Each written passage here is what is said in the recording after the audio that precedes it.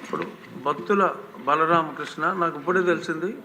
భక్తుల బలరామకృష్ణ గారి జన్మదినం ఈరోజు. వారికి నా జన్మదిన శుభాకాంక్షలు. డైరెక్ట్గా ప్రశ్న అడగండి భక్తుల బలరామకృష్ణ గారు. ధన్యవాదాలు అధ్యక్ష. ఇప్పుడు రాష్ట్రంలో గత వైసీపీ ప్రభుత్వంలో విధ్వంస పాలనలో ఈ ఎలక్ట్రిసిటీ కూడా బాగా విధ్వంసం జరిగింది అధ్యక్ష. అగ్రికల్చర్ ఏదైతే ఉందో మనకు ప్రధానమైనటువంటి ఆధారం అది. దానికి బోర్లు చాలా కూడా కొట్టుకుని రైతులందరూ కూడా పెండింగ్ ఉండిపోయారు అధ్యక్ష. దానికి కరెంటు కనెక్షన్ ఇవ్వలేదు. ఒక్క మా కాన్స్టిట్యున్సీలో వచ్చేసరికి 350 కనెక్షన్లు ఇప్పటికీ కూడా పెండింగ్ ఉండిపోయినాయి అధ్యక్ష. అడిగితే డిపార్ట్మెంట్ వారు అడిగితే మెటీరియల్ లేదు, గత గవర్నమెంట్ హయాంలో పర్చేజ్ చేయలేదని చెప్తున్నారు అధ్యక్ష. దీనివల్ల రైతులకు ఇప్పుడు సమ్మర్ స్టార్ట్ అవుతుంది. మాకు ఎక్కువ కూడా ఈ యొక్క తోటలు ఎక్కువ ఉంటాయి అధ్యక్ష. ఆ తోటలకి నీళ్లు లేక చెట్లు ఎండిపోయే పరిస్థితి ఉంది. కాబట్టి మన యొక్క అద్భుతమైనటువంటి మొన్న బడ్జెట్లో ఈ యొక్క అధిక నిధులు కేటాయించి ఆ యొక్క వ్యవసాయ విద్యుత్ కనెక్షన్ అన్నింటినీ కూడా ఇవ్వాల్సిందిగా కూడా మనకి సభ ద్వారా తమను కోరుతున్నాను అధ్యక్ష. అదేవిధంగా చూస్తే మా యొక్క రాజనగరం నియోజకవర్గంలో 3 సబ్స్టేషన్లు ఎప్పటి నుంచో గత టీడీపీ హయాంలో మొదలు పెడితే వైసీపీ హయాంలో కనీసం 5 ఏళ్లలో కూడా సబ్స్టేషన్లు వేయించలేదు అధ్యక్ష. ముఖ్యంగా చూస్తే మాకు అక్కడ నన్నయ్య యూనివర్సిటీ ఉంది అధ్యక్ష. నన్నయ్య యూనివర్సిటీలో కరెంట్ లేక ఫ్లక్చువేషన్స్ వల్ల చాలా ఇబ్బంది పడుతున్నారు. అక్కడ వెలుగుబంద్ అనే గ్రామంలో, అలాగే ముక్కునాడు అనే గ్రామంలో ఒకటి ఉంది అధ్యక్ష. కోటికేశ్వరంలో ఒకటి ఉంది. ఆ యొక్క 3 సబ్స్టేషన్లు కూడా చాలా అవసరం అధ్యక్ష. అవి ఇమీడియట్గా కూడా చేస్తారని చెప్పేసి చేయాలని చెప్పేసి మన మంత్రి గారిని కోరుతున్నాను అధ్యక్ష.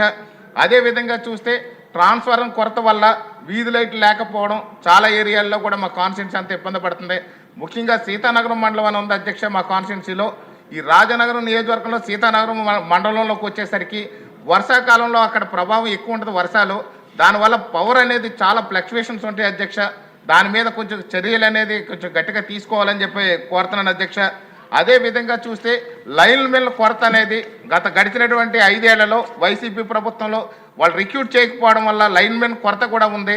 ఆ లైన్ మెన్ కొరత అనేది ఎలా ఉందంటే 4-5 గ్రామాలకు కలిసి ఒక లైన్ మెన్ ఇస్తే ఏదైనా అక్కడ ప్రాబ్లం వస్తే కూడా లైన్ మెన్ అందుబాటులో ఉండట్లేదు అధ్యక్ష. ఈ తక్షణం ఇది మంత్రి గారిని ఈ లైన్ మెన్ విషయం కూడా పరిశీలించాల్సిందిగా కోరుతున్నాను అధ్యక్ష. అదేవిధంగా చూస్తే మాకు పవర్ అనే దాన్ని ఈ యొక్క వ్యవసాయానికి ఇచ్చే కరెంటు ఈ కూలీల సమయంలో ఇస్తే బాగుంటుందని అనుకుంటున్నాను అధ్యక్ష. నా యొక్క కోరిక ఏంటంటే ఉదయం 6 గంటలకే కూలీలు వస్తారు, కానీ కరెంటు మాత్రం 9 గంటలకి ఇచ్చేసరికి ఈ యొక్క రైతులు ఇబ్బంది పడుతున్నారు అధ్యక్ష. ఉదయం నుంచి కూడా ఏదైనా అది కొన్ని ఏరియాల్లో పర్టికులర్గా ఈ యొక్క మాకు ఉన్నటువంటి రాజనగరం కాన్స్టిట్యున్సీలో మార్నింగే మొదలవుద్ది వ్యవసాయాలు. దానికి నీరు లేక ఇబ్బంది పడుతున్నారు అధ్యక్ష. దాన్ని ఏమైనా టైంని ఏమైనా అడ్జస్ట్ చేసి మార్నింగ్ ఏదైతే మనం 9 గంటల కరెంట్ అనుకుంటున్నామో ఆ 9 గంటల కరెంట్నే అది ఉదయం పూట ఇస్తే బాగుంటుంది అనేది నా యొక్క ఆలోచన అధ్యక్ష. ఈ యొక్క బలరామకృష్ణ గారు, ఇది ప్రశ్నోత్తరాల సమయం.